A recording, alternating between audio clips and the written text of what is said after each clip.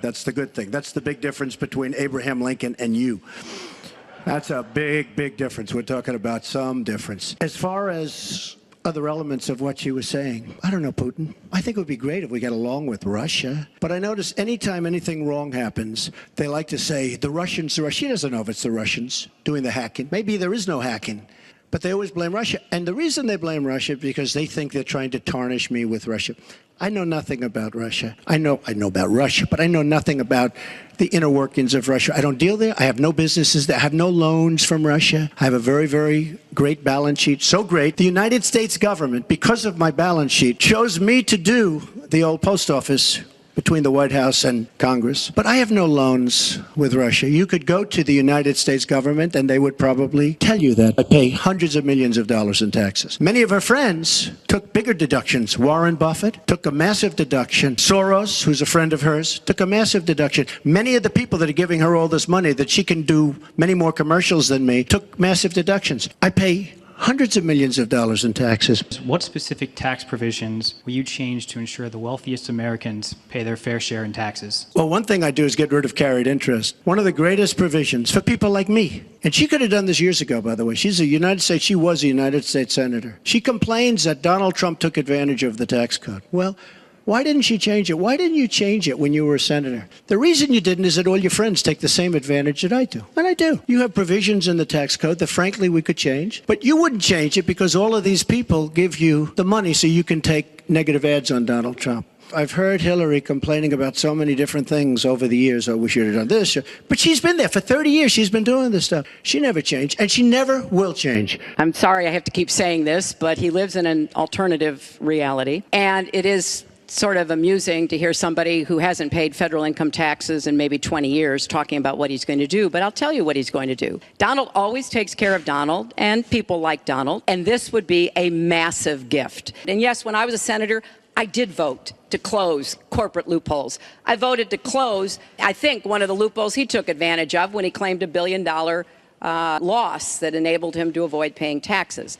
I want to have a tax on people who are making $1 million. It's called the Buffett rule. Yes, Warren Buffett is the one who's gone out and said somebody like him should not be paying a lower tax rate than his secretary. Did you use that $916 million loss to avoid paying personal federal income taxes? Of course I do. Of course I do. And so do all of her donors, or most of her donors. I know many of her donors. Her donors took massive tax write-offs. So have you not paid personal federal income tax? A lot of my write-off was depreciation and other things that Hillary, as a senator, allowed.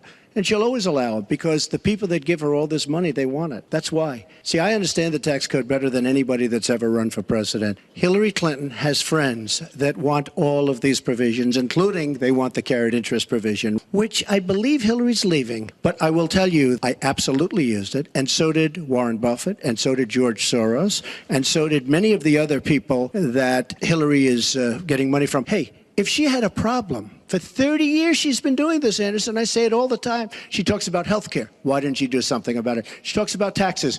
Why didn't she do something about it? She doesn't do anything about anything other than talk. With her, it's all talk and no action. In the past, and again, Bernie Sanders, it's really bad judgment. I mean, her and Obama, whether you like it or not, the way they got out of Iraq, that's why ISIS formed in the first place. They started from that little area, and now they're in 32 different nations, Hillary. Congratulations. Great job. Well, here we go again. I've been in favor of getting rid of carried interest for years, starting when I was a senator from New York. But that's not the point here. Why didn't you do it? Why didn't you do it? Because I was a senator with a Republican president. Oh, really? I will be the you president. You could have done it. If you were an effective senator, you could have done it. Look, he has now said repeatedly, 30 years this and 30 years that. So let me talk about my 30 years in public service. After 9/11, I went to work with Republican mayor, governor, and president to rebuild New York and to get health care for our first responders. 400 pieces of legislation have my name on it as a sponsor or co-sponsor when I was a senator for 8 years. And as president, I will take that work, that finding common ground, because you have to be able to get along with people to get things done in Washington. Thank you, Secretary. And I've proven that I can. And for 30 years, I've produced results for people. Thank you, Secretary. She said a lot of things. I mean, I think we should be allowed no, to maybe Mr. Trump, we're going to go on. This is she about has been the a audience. disaster as a senator. Mr. Trump, we're going to move on. Now, she talks tough. She talks really tough against Putin. She talks in favor of the rebels. She doesn't even know who the rebels are. Because the fact is, almost everything she's done in foreign policy has been a mistake and it's been a disaster. So she wants to fight. She wants to fight for rebels. There's only one problem. You don't even know who the rebels are. The biggest problem I have with the stupidity of our foreign policy, we have Mosul. They think a lot of the ISIS leaders are in Mosul. So we have announcements coming out of Washington and coming out of Iraq. We will be attacking Mosul in 3 weeks or 4 weeks. Well, all of these bad leaders from ISIS are leaving Mosul. Why can't they do it quietly? Why can't they do the attack, make it a sneak attack, and after the attack is made, inform the American public? How stupid is our country? There are sometimes reasons the military does that. I can't think of any. It might be to help get civilians out. All I say is this. General George Patton, General Douglas MacArthur are spinning in their grave at the stupidity of what we're doing in the Middle East. Donald says he knows more about ISIS than the generals. No, he doesn't. Do you believe you can be a devoted president to all the people? She calls our people deplorable. I would be a president for all of the people, the inner cities. Devastating what's happening to our inner cities. She's been talking about it for years. As usual, she talks about it, nothing happens. I will tell you, she's all talk. It doesn't get done. All you have to do is take a look at her Senate run. Take a look at upstate New York. 67% of the people voted to reelect me when I ran for my second term. You said that half of Donald Trump's supporters are, quote, deplorables, racist, sexist, homophobic, xenophobic, Islamophobic. Later said you regretted saying half. You didn't express regret for using the term deplorables. How can you unite a country if you've written off tens of millions of Americans? Within hours, I said that I was sorry about the way I talked about that because my argument is not with his supporters, it's with him. We have a divided nation because people like her, and believe me, she has tremendous hate in her heart. And when she said deplorables, she meant it. And when she said irredeemable, you didn't mention that. In 2008, you wrote in one of your books that the most important characteristic of a good leader is discipline. You said if a leader doesn't have it, quote, he or she won't be one for very long. In the days after the first debate, you sent out a series of tweets from 3 a.m. to 5 a.m., including one that told people to check out a sex tape. Is that the discipline of a good leader? No, it wasn't check out a sex tape. It was just take a look at the person that she built up to be this wonderful Girl Scout who was no Girl Scout.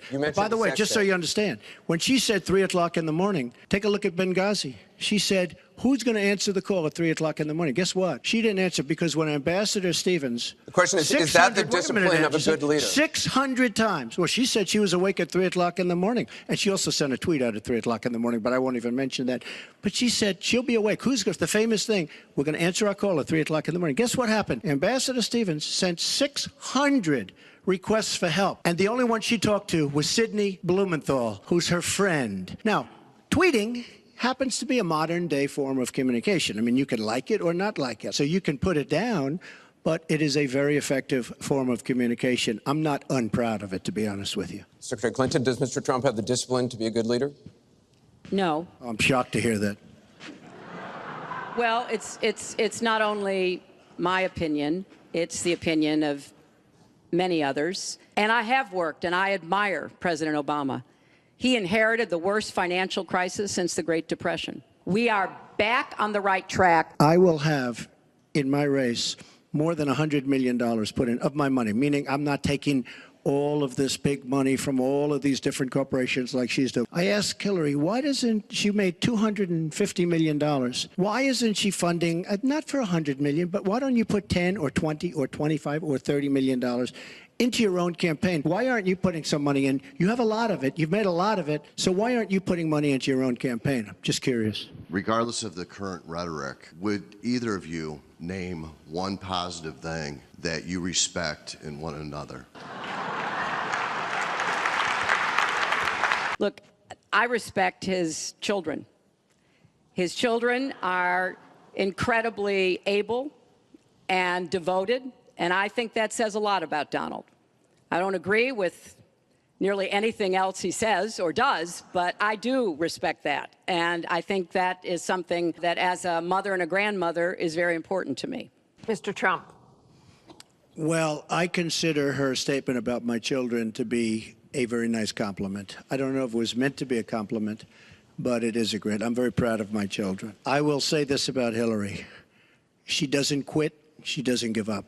I respect that. I tell it like it is. She's a fighter. I disagree with much of what she's fighting for, but she does fight hard, and she doesn't quit, and she doesn't give up, and I consider that to be a very good trait.